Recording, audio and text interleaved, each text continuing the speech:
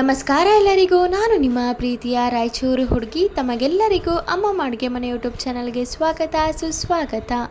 ಇವತ್ತಿನ special recipe ಏನಪ್ಪ ಅಂದರೆ, ಮಾವಿನಕಾಯಿ ಸೀಸನ್ ಬಂದಿರೋ ಕಾರಣ ಮಾವಿನಕಾಯಿ ಚಿತ್ರಾನ್ನ ಯಾವ ರೀತಿ ಮಾಡೋದು ಅಂತ ನೋಡ್ಕೊಂಡು ಬರೋಣ. ಮೊದಲಿಗೆ ಈ ರೆಸಿಪಿನ ಮಾಡಲಿಕ್ಕೆ ಒಂದು ಮೀಡಿಯಮ್ ಸೈಜಷ್ಟು ಮಾವಿನಕಾಯಿನ ತೊಗೊತಾ ಇದ್ದೀನಿ. ಆ ಕಾಯಿನ ನೀಟಾಗಿ ತೊಳ್ಕೊಂಡು ಅದಾದಮೇಲೆ ಈ ರೀತಿ ತುರುಮಿ ಎತ್ತಿಟ್ಕೋಬೇಕು. ಹಾಗೆ 2ರಿಂದ 3 ಒಣ ಮೆಣಸಿನ್ಕಾಯಿನ ಬಳಸ್ಕೊತಾ ಇದ್ದೀನಿ. ಹಾಗೆ ಸ್ವಲ್ಪ ಕರಿಬೇವು ಸಹ ತೊಗೊತಾ ಇದ್ದೀನಿ. ಹಾಗೆ ಮತ್ತೊಂದು ಕಡೆ ಒಂದು ಬಾಣಲಿ ಕೂಡ ಕಾಯಲಿಕ್ಕೆ ಇಟ್ಟಿದ್ದೆ. ಬಾಣಲಿ ಇನ್ನೇನೋ ಕಾದಾಗಿದೆ ಅಂದಮೇಲೆ ಅದಕ್ಕೆ 3ರಿಂದ 4 ಟೇಬಲ್ ಸ್ಪೂನಷ್ಟು ಎಣ್ಣೆಯನ್ನು ಹಾಕೋಬೇಕು. ಎಣ್ಣೆ ಇನ್ನೇನೋ ಕಾದಾಗಿದೆ ಅಂದಮೇಲೆ ಅರ್ಧ ಟೇಬಲ್ ಸ್ಪೂನ್ ಜೀರಿಗೆ, ಅರ್ಧ ಟೇಬಲ್ ಸ್ಪೂನ್ ಸಾಸಿವೆನ ಹಾಕೋಬೇಕು. ಜೀರಿಗೆ ಸಾಸಿವೆ ಚಟಪಟ ಅಂದಮೇಲೆ 1 ಹಿಡಿಯಷ್ಟು ಕರಿಬೇವು ಸೊಪ್ಪನ್ನ ಹಾಕೋಬೇಕು.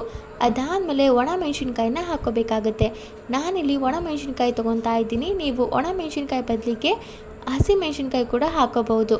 ಒಣ ಮೆಣಸಿನ್ಕಾಯಿ ಏನೇನು ಫ್ರೈ ಆಗಿದೆ ಅನ್ನುವಾಗ ಮುಂಚೆನೇ ತುರ್ಮಿ ಎತ್ತಿಟ್ಕೊಂಡಿರುವಂತಹ ಮಾವಿನಕಾಯಿನ ಇದೇ ಹಂತದಲ್ಲಿ ಹಾಕಿ ತುಂಬ ಚೆನ್ನಾಗಿ ಫ್ರೈ ಮಾಡ್ಕೋಬೇಕು. ಮಾವಿನಕಾಯಿ ಕಂಪ್ಲೀಟಾಗಿ ಎಣ್ಣೆ ಬಿಡಬೇಕು. ಅಲ್ಲಿವರೆಗೂ ಅದನ್ನು ನೀಟಾಗಿ ಫ್ರೈ ಮಾಡ್ಕೋಬೇಕಾಗುತ್ತೆ.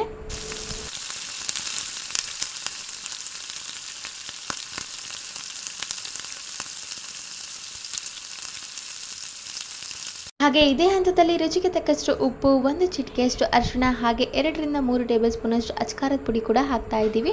ಮುಂಚೆನೇ ಹೇಳಿರೋ ಹಾಗೆ ಅಚ್ಕಾರದ ಪುಡಿ ಬದಲಿಗೆ ಹಸಿ ಮೆಣಸಿನ್ಕಾಯಿ ಕೂಡ ಹಾಕೋಬಹುದು.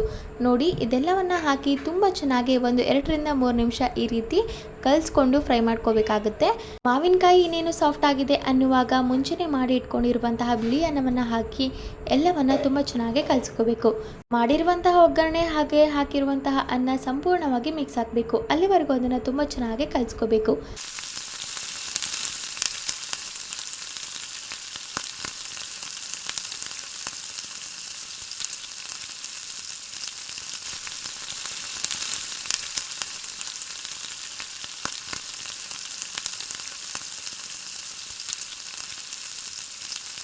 ನೋಡಿ, ಎಲ್ಲವನ್ನ ಕಲಿಸಿದಾದ್ಮೇಲೆ ಸಖತ್ ಟೇಸ್ಟಿಯಾಗಿರುವಂತಹ ಮಾವಿನಕಾಯಿ ಚಿತ್ರಾನ್ನ ತಿನ್ನಲಿಕ್ಕೆ ರೆಡಿಯಾಗಿದೆ. ಸೊ ನೋಡಿದ್ರಲ್ಲ, ಇದಾಗಿತ್ತು ಇವತ್ತಿನ ಹೆಲ್ದಿ ಆ್ಯಂಡ್ ಟೇಸ್ಟಿ ರೆಸಿಪಿ. ಈ ರೆಸಿಪಿ ನಿಮಗೇನಾದರೂ ಇಷ್ಟ ಆಗಿದ್ದರೆ ಅಮ್ಮಮ್ಮ ಅಡುಗೆ ಮನೆ ಯೂಟ್ಯೂಬ್ ಚಾನಲನ್ನು ಲೈಕ್ ಮಾಡಿ, ಶೇರ್ ಮಾಡಿ, ಕಮೆಂಟ್ ಮಾಡಿ ಹಾಗೂ ಅಮ್ಮಮ್ಮ ಅಡುಗೆ ಮನೆ ಯೂಟ್ಯೂಬ್ ಚಾನಲನ್ನು ಸಬ್ಸ್ಕ್ರೈಬ್ ಮಾಡಿ. ಧನ್ಯವಾದಗಳು.